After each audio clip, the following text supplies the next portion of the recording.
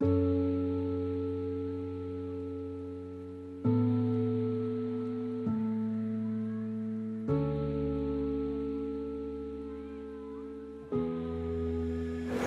and gentlemen, this is one of the few ministries where you have all ministers are doctors, and even the permanent secretary is a doctor. Huh? Why don't you clap yet? Don't forget also the Director General as well. You see? You're wonderful.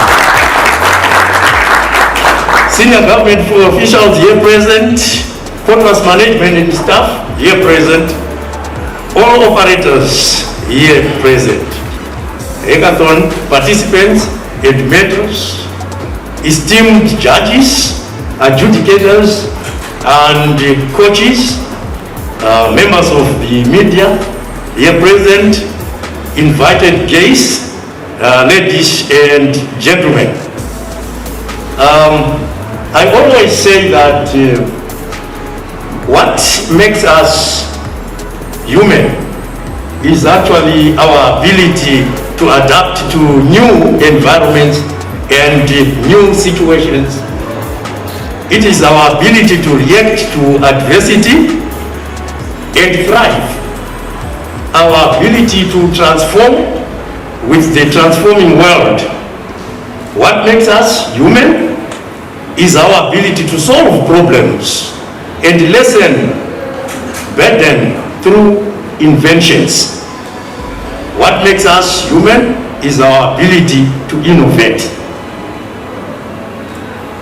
I have said before that many species became extinct because they could not innovate. Humans have survived. They've survived this long on planet Earth because they could innovate. Innovation, therefore, is the bedrock of our very existence. It is the pinnacle of our survival, the fiber of our being. Innovation is about empowerment and renewal.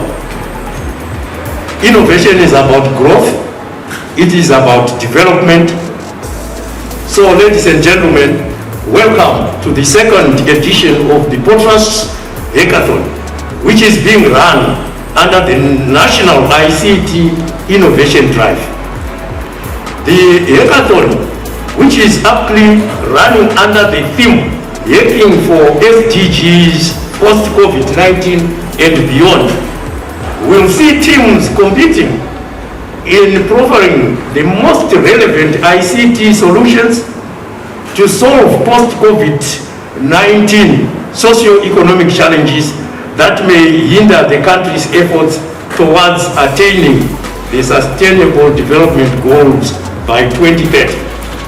Unlike the first Hackathon, which was only open to universities, this edition is open to all Zimbabweans who are passionate about technology, are passionate about innovation, and have an idea or an existing innovation that fits the running theme. Applications, Honorable Minister, for the competition opened on 9 November 2020 and closed on 22 November 2020 with a total of 53 valid applications having been received. 3 applications were received after the deadline, and these were not accepted. Adjudication was done on the basis of an agreed template by an adjudication team comprising 6 external judges drawn from academia and 2 from Potras. Out of the 53 applications received, only 12 teams scored 50% or better, which was the lowest threshold for a proposal to be supported under the innovation drive.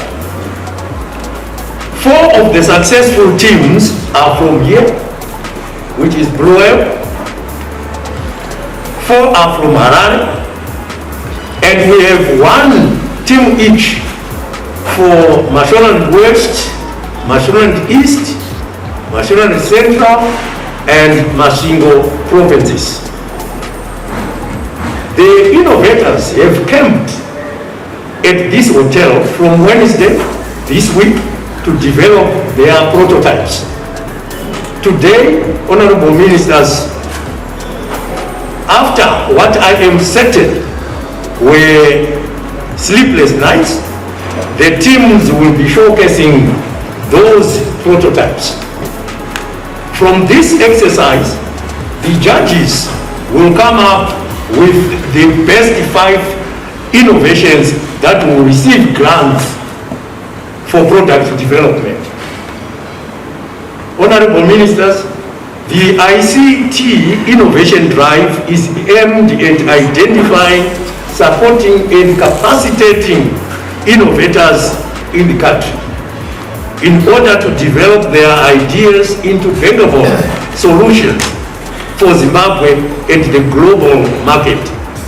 The main objectives of the Innovation Drive are to increase ICT research and development, as well as ICT uptake by young innovators and research institutions in Zimbabwe, to increase the total number of homegrown ICT applications and create employment, to promote a culture of ICT innovation and development among Zimbabwean youth, to establish innovation hubs within the country, and to provide business and technopreneurial training and incubation services to young innovators within the country. Honorable Minister, you will notice that most of the objectives talk of young. This is because we believe the young are the future of tomorrow, and ICT in the hands of our young people will actually take us to higher heights. That does not mean that those who are old like myself cannot be IT savvy, because we are actually. So we are also part and parcel of this IT, crusade, Honorable Minister. In view of the SDGs, we are proud to be rolling out this project because ICTs and innovation are a major driver of development. New ICTs overcome the barriers of distance and time and significantly improve the accessibility of information and knowledge. ICTs are also a key element mitigating the impact of unseen events such as disasters and pandemics such as COVID-19. Furthermore, ICTs enhance the productivity of firms while increasing their overall efficiency, thus contributing to economic growth and economic development. From the foregoing, it is apparent that post-COVID-19 ICTs would be fundamental in ensuring continuity of business as well as continuity of service delivery in sectors such as health, education, among others. Such continuity is needed as we are likely to be living under a new normal or a new abnormal. A new normal which may demand less physical interaction and hence changing our way of life.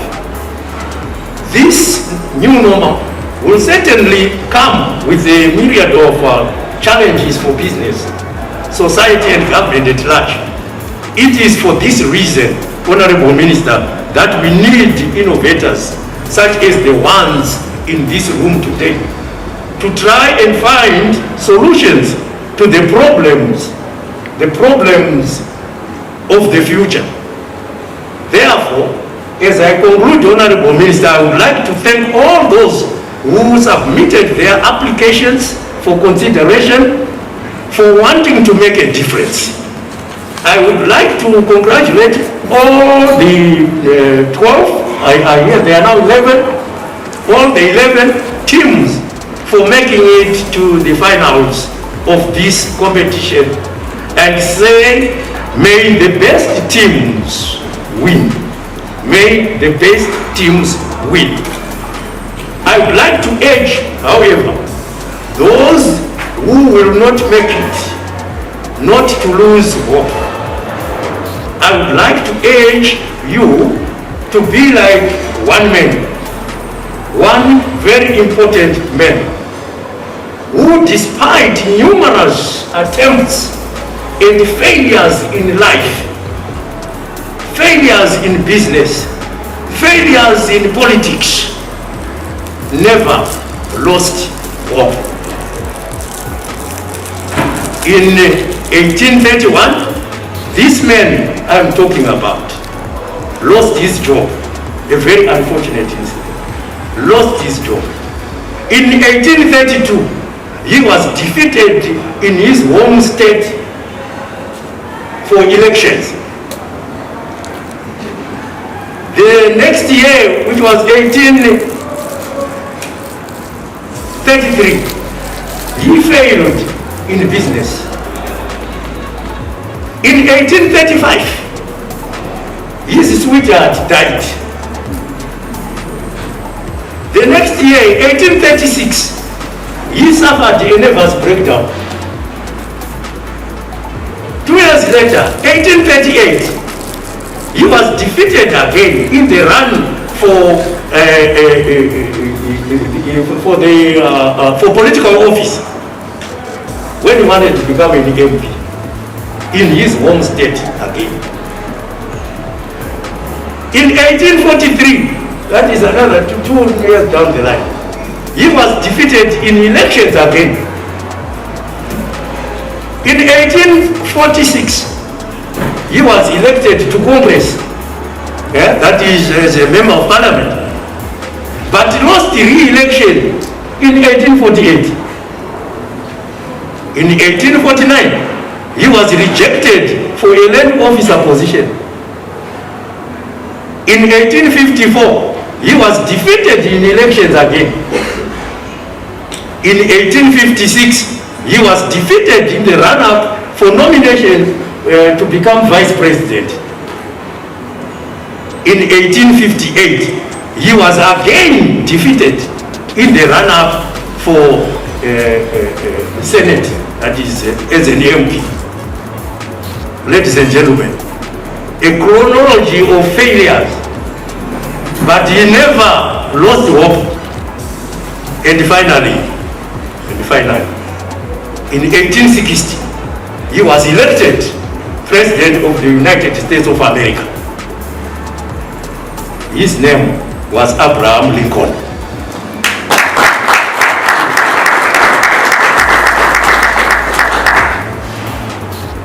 Do not lose hope. I thank you.